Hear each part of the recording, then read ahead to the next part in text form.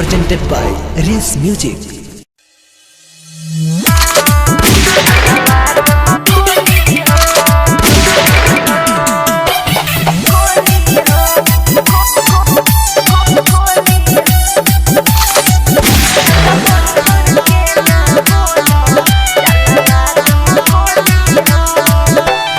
चौकी के खालू किसान दिन प दिन भइलू सियान।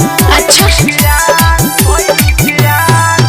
कौना चौकी के खालू किसान दिन प दिन भइलू सियान। हेलो 16 उम्र में पेन्हतारू 16 उम्र में पेन्हतारू 32 के तू चोली हो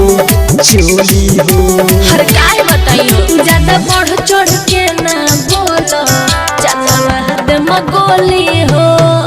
ज्यादा बढ़ चढ़ के ना बोलो चला हद मगोली हो।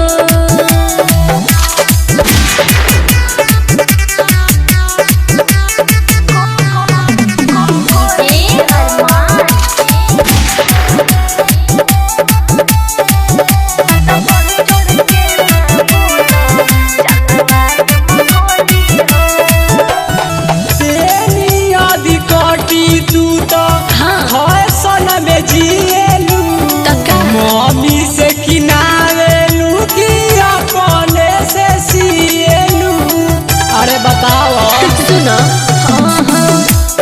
ऐसे न बोला तू हमरा के बोलिया मर के थुरवा दे हम तोहर हुलिया। ई का कहता रे दादा सुनो ये रानी का कहतानी सुनो ये रानी का कहतानी चले लगबू डोली हो।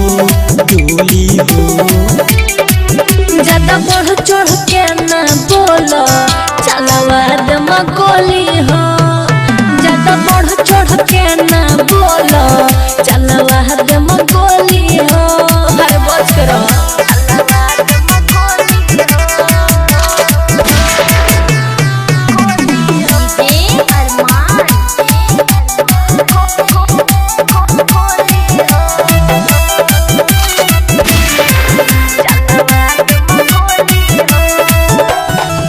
जब से चढ़ल बाटे तोहर जवानी ये रोज चालू तू नारियल के पानी का विचार बा।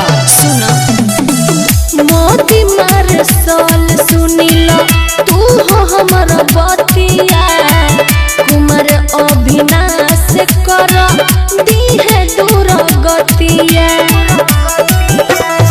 राजन दीवाना कही जनाना राजन दीवाना कही जनाना किनली तोहरा के चोली हो